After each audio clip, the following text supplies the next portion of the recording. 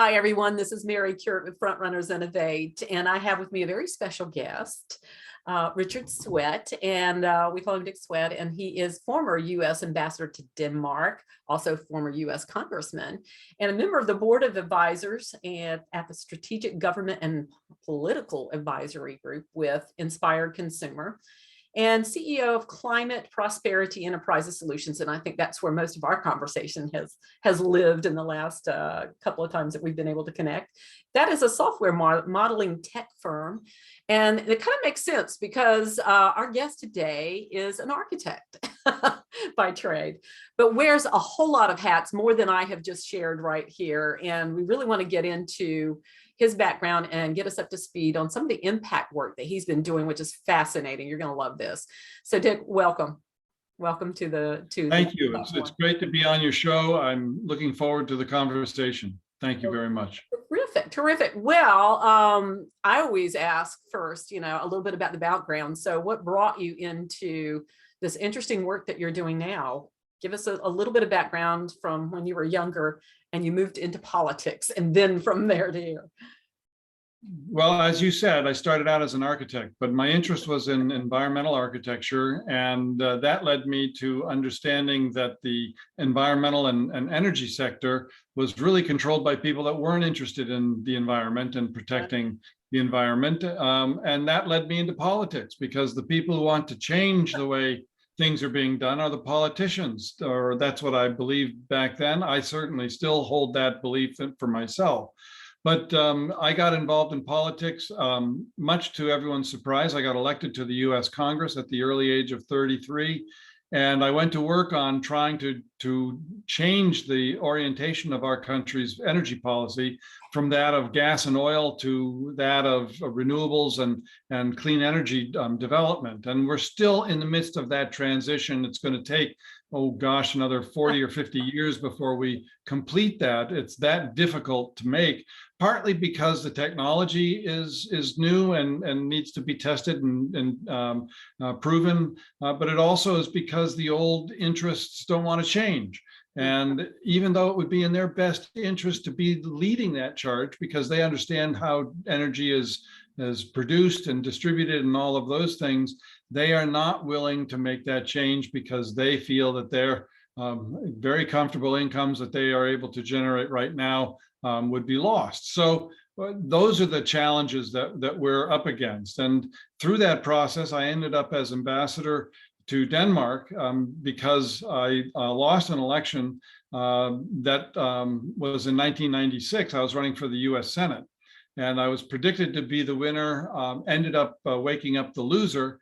And the president at that time asked me, so what are you going to do now? And I said, well, I don't have a job. And he said, well, why don't you be the ambassador to Denmark? And it was actually a very fortuitous choice, because Denmark is one of the countries in this world who do see that whole picture, the integrated picture of environmental energy production, and 40% of their electricity is generated by windmills. So that's why the skies of Scandinavia remain so clear, is that those countries in that part of the world are very, very much adamant about keeping their pollution down and generating energy or electricity using non-polluting sources. And so I have gone from there into the private sector again as an architect, designing new communities in the African continent and also here in the United States, helping them do it with solar generated power, being able to cycle baseload power from waste to energy facilities,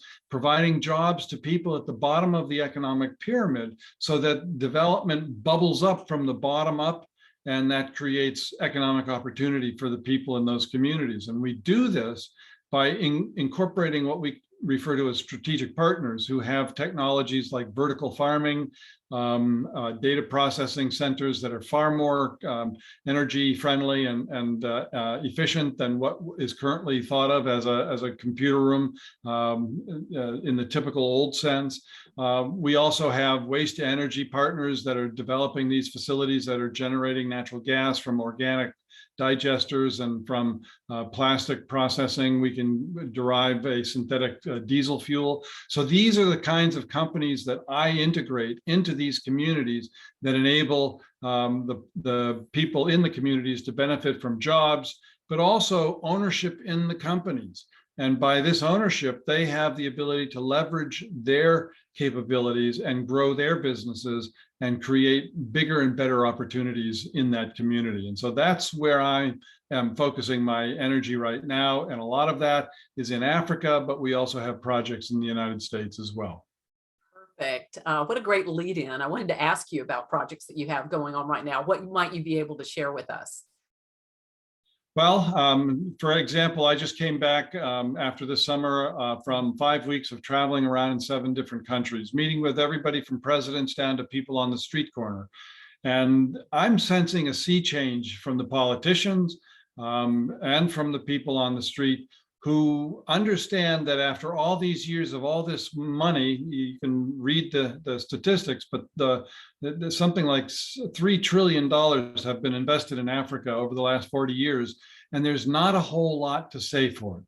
And what I believe is, and what I'm hearing from people in these places that I visited, is that there needs to be a change. There needs to be a different approach. It needs to be one that allows people to invest from the bottom and bubble that development up so that those people who are working at the bottom of the economic pyramid have the ability to have ownership, leverage that ownership, increase that ownership through the sweat of their brow, through the effort that they put into these businesses. And so we're looking at places like Nigeria. I've been working for the past 10 years in Sudan, 6 years in Nigeria. We have 3 projects that we're looking at from those 2 countries. We also are talking about Morocco, and that's a wonderful country that has a great educated population, but they don't have enough jobs to keep their young people occupied. And so we're looking at ways to put those people to work as well. Here in the United States, we're looking for ways to bring communities together. We are suffering this terrible fracture in our society of polarization between ethnicities, polarization between genders, polarization between economic groups.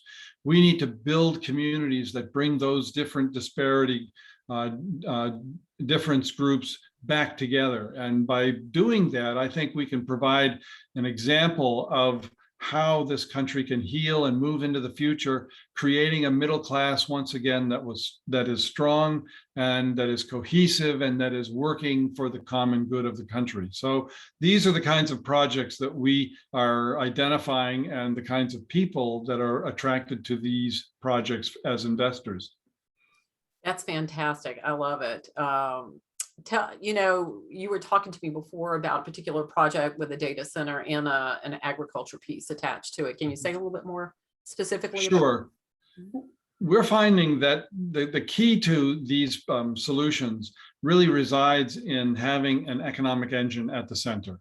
This all comes from the work that my partner, Michael Rowan, started way back in the 70s in the state of Alaska, when the Native Alaskan tribes sued the US government to have the state given back to them.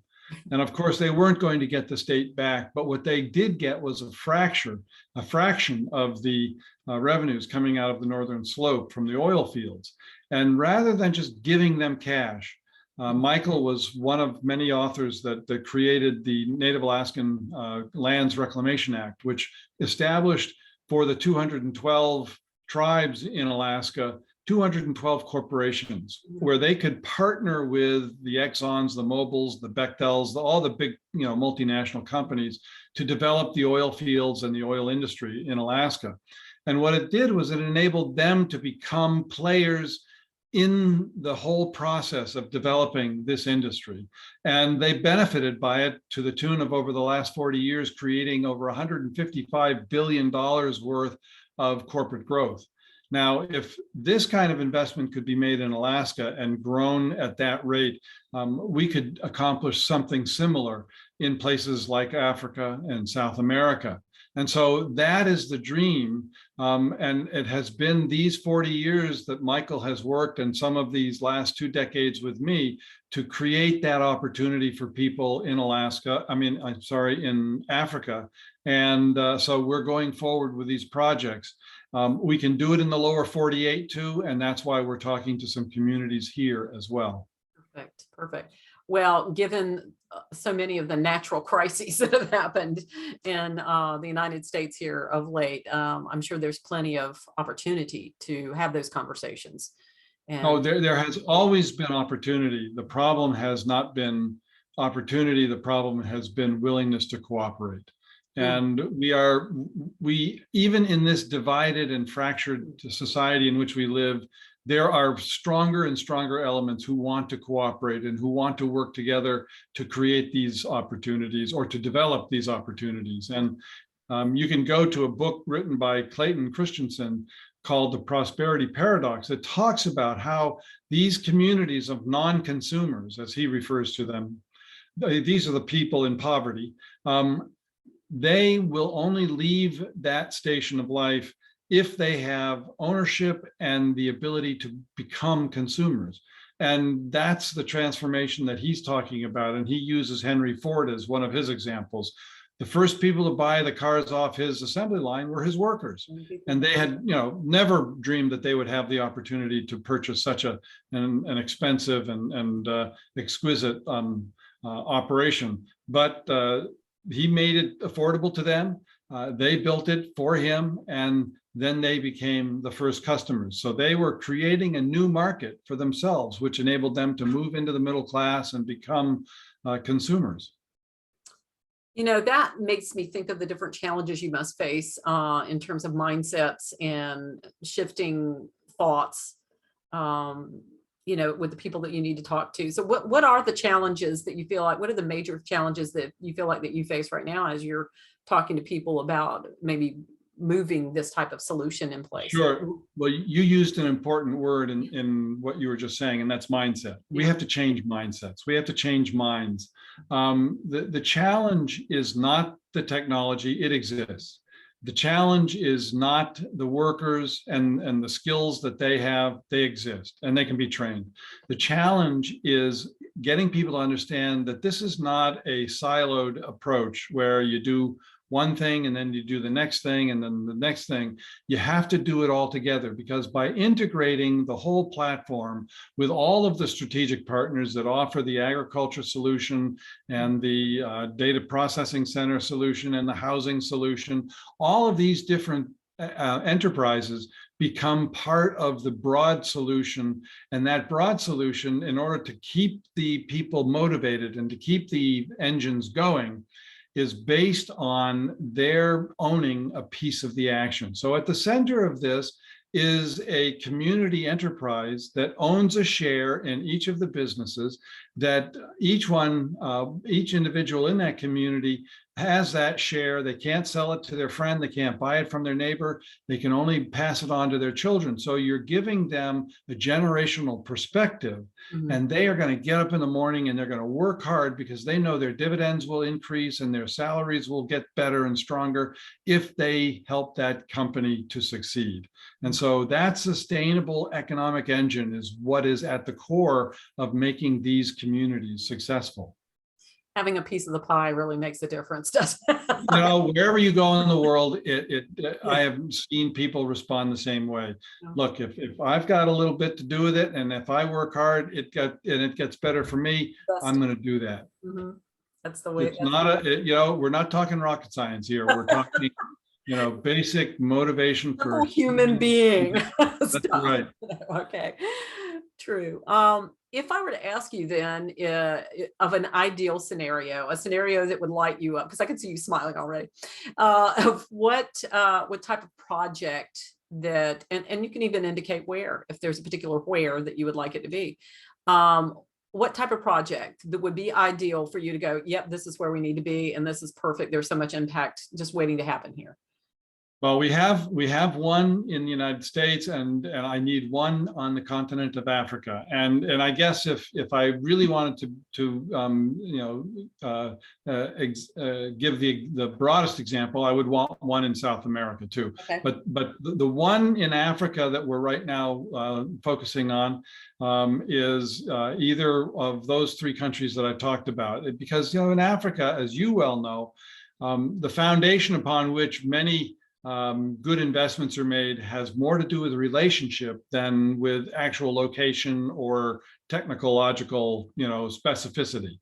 Yeah. And so we're working with three countries where we have very good relations, and we're hoping that one of them will allow for one of these projects, these communities that have these integrated 5 components of economic generation taking place in them. So Sudan, Nigeria, Morocco, we're working very, very diligently with the hopes that one of them will emerge as our first project on the continent. Here in the United States, we have a project chosen. We understand the opportunities that we can offer that community, and we're in the process of talking with them. And before I can make any of this known publicly, we've got to solidify the agreements and make sure that everybody is on the same page. So I can't be as specific, except to say that it's somewhere in the United States. That fits with Nigeria, Morocco, and Sudan. It's a country, and we have one project already that we're working on here. What do these places have to be able to be appealing to you? I mean, what do they have to have in place first before you will even have that conversation with them? That's a very good question. It's very different in the US than it is overseas in Africa. In the United States, what they have to have is a willingness to cooperate between different groups of people.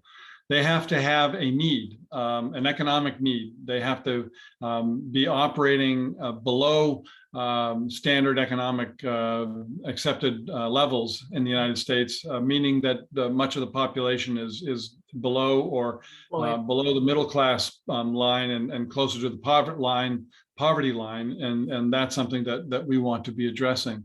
They have to be located close to markets where they can sell the products that they will be producing. That doesn't mean that they have to be in those markets, but they have to be close enough that they have access to those markets. Mm-hmm. In Africa, that's sometimes difficult because the transportation, the roads are in terrible shape, and it's very difficult to move produce from production in your agriculture community into the cities in Africa. So those are things, and with regard to data processing centers, one of the technologies that we utilize, you have to have good 5G internet, wideband internet available, and that's not always accessible either. So these are some of the infrastructure requirements that we are looking at as we look for the appropriate place for locating the first project. Good information to have. Well, the last one that you just mentioned is such a potential bomb for you.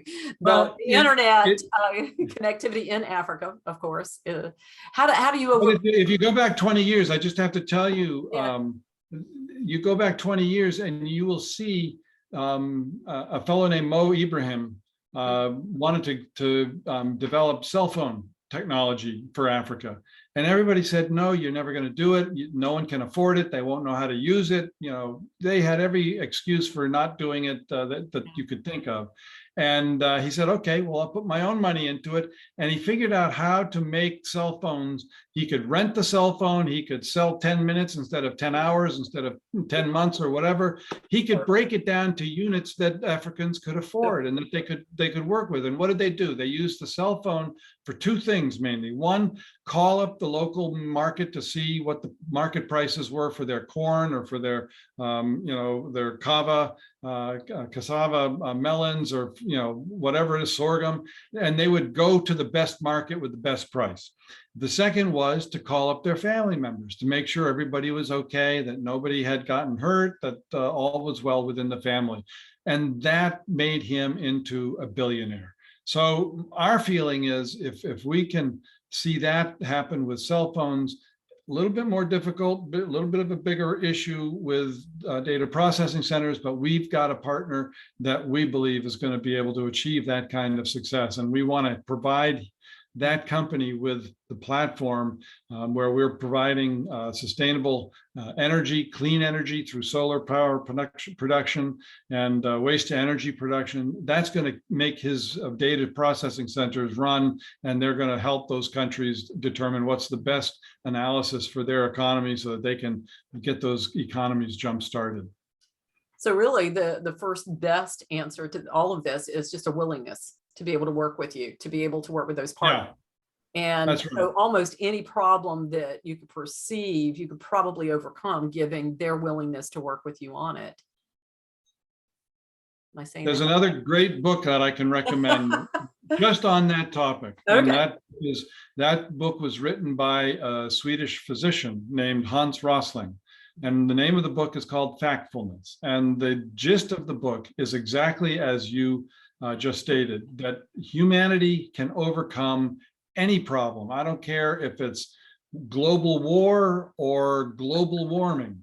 It is the ability of human beings to ultimately recognize and work towards their solution, the problems that are plaguing the planet at that time. And he gives a wonderful compendium of information in that regard that I highly recommend everybody reading, because it'll change your whole attitude about how you go about solving the problems that face this world today. These are great books. He's like a library, y'all. He's got like a whole library of these great books. This is terrific. So, you know, as people are looking at this and they're thinking about their countries and wondering about how this might impact what they're doing. I mean, the numbers in my head are just going crazy. But as somebody who's been working through this, can you give an idea? Can you paint a picture of the impact after something like this is already in place? Oh, absolutely. Yeah. Our expectation in developing these communities is that within 5 years, they will have paid for themselves. Within 2 to 3 years, they will have eliminated poverty from the region in which they are located. And within 2 to 4 years, they will have doubled the income of the lowest wage earner within that community. Others will increase their incomes to a greater extent. And most importantly, within 15 years, we will have established these communities with market formula-driven agreements that determine the foreigners will exit from the ownership structure if that's what the locals desire, so that they can take over the project entirely themselves, own it themselves, operate it themselves, and be responsible for it themselves. These are the kinds of time frames that we lay out. And the last one is significant because right now what you see going on in Africa is that the Chinese are coming in and doing extractive development. Most of the corporations and countries that are doing similar development don't build the infrastructure, education, healthcare, transportation, electricity. They don't build that infrastructure into the local population. They bring it in, they use their own technology, they bring it all in from overseas, and then they take it away with them when they're done. And the critical component to allowing Africa to benefit by the multiple resources that are available there in their own land is that they have to be able to have the tools, both intellectual and physical, to use them to create the kind of products that these colonialists are taking away and doing in their own countries. So Africa needs to have that infrastructure all the way throughout, a sustainable infrastructure that is not just addressing the environment, it's addressing the human condition. And sustainability is everything from education and jobs to clean water and clean air and everything in between. And that's what we are working with the Africans to create within their own communities. Absolutely. Yeah, I think that when I talk to somebody who's in South Africa and they're having to flee a situation where there's gunfire and they have to flee for their lives, and that's a fairly normal occurrence. I keep thinking, and that when she's had some antiques or things that she had in storage from her, from her husband who, had died some time ago, and then all of that was looted and burned to the ground. I mean, how much can you take away from somebody before they lose their spirit? But at the same time, I keep thinking, if you can fix what seems to be at the heart of all this, which is a sense of lack, and that sense of lack promotes that sense of power on the other side of the, it's like this weird scale thing, where there's lack, there seems to be other problems that come along with it, where people think that they've got to engage in power hungry maneuvers. That I think once you fix that, then you fix some of that. Once you fix the problem that's the lack, and help that poverty level go up to more of the middle class, then you have maybe less of the stress and struggle of people who just are wanting to fight to get, steal from other people or take lives and things like that. I'm hoping. Okay, so another book. I have another book that I have to recommend, and this one is called "The Boy Who Harnessed the Wind." And it's about a young boy in Malawi whose name is William, whose family were subsistence farmers, growing corn, but had no water if the rains didn't fall. And so the drought hit. He had to be withdrawn from school because his parents couldn't pay for his education. And instead of coming home and feeling sorry for himself, he went to the local library in the town and found a popular science book or something that talked about how to make windmills that make electricity. And you're nodding like you know the story well. It sounds very familiar. I think I've heard it. Well, yeah. Long story short, he of course made his windmill and ended up at Dartmouth College, which is just up the street from me, about an hour north of where I live. And graduated and is now doing wonderful work in the world, developing these underdeveloped economies with the kind of technology that he came to understand through his studies. And that's what we basically have to create. Now, he did that himself. Yeah. And we can show that example. We can tell people about the Williams of the world, but we can also give them these opportunities in these businesses that we create in these communities in which they can prosper and grow. So, that's just yet another way of garnering that. I have a foster son in Nigeria who I put through college and is now engaged in contributing back to his community. And in Nigeria, he's a marvelous young man. I've been able to keep track of him over the years, but he has gone through trials like what you were talking about. Your friend with the antiques in her home went through. I mean, he had been beaten and left as dead in the gutter by the side of the road. The first business kiosk he had that I helped set up with him was trampled, and he lost one of his workers' lives was taken by the student stampede riots in Nigeria in the early aughts. I mean, these are tragic stories, but the people who rise up and are able to continue through them, despite them, are the real heroes that we need to bring to people's attention. Yeah. I think that's empowerment 101. And I think once you give people hope and then they feel empowered, then there's going to be they're less likely to fall into the situation where they're put themselves in those situations where these things can happen to them. I'm hoping anyway.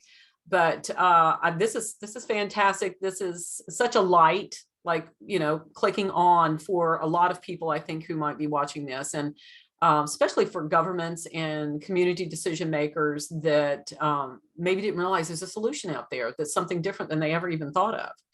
And it's like, go ahead. Well, I was just going to say, I have last book to discuss in this regard. I want to visit your library. If these leaders want to solve these problems, they cannot do it by themselves. They have to do it as a unified, cooperative, collaborative group of problem solvers.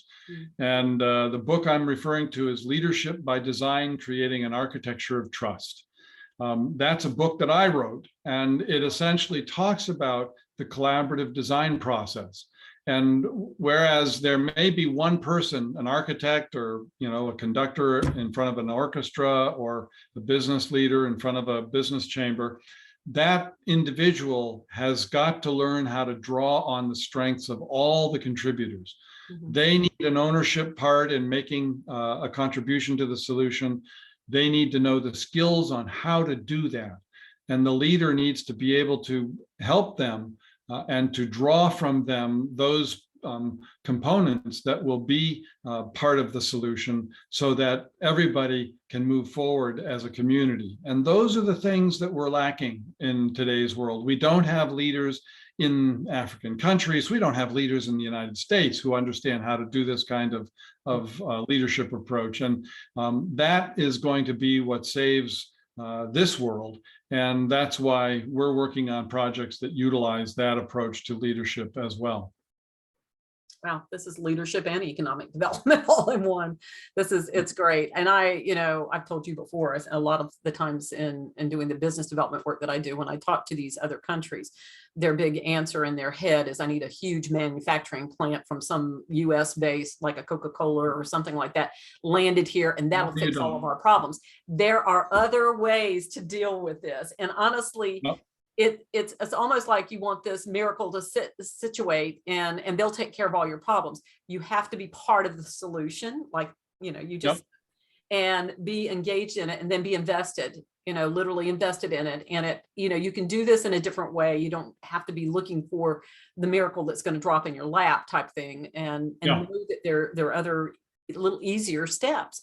All you've got to have first is, just like Dick said, is the willingness to have that conversation and to work together to have that solution. So awesome. This is great information for you guys that are watching this on YouTube. Go to www.frontrunnersinnovate.com, and you're going to have a little more information about Congressman here, and then you'll have website information and all the links that he's going to provide to us. And this is good stuff to kind of mull over in your head and figure out, even if you're not the decision maker, but you're close to one, maybe having that conversation and reaching back out, because this is something that we need to start kind of working on now. There's no reason not to.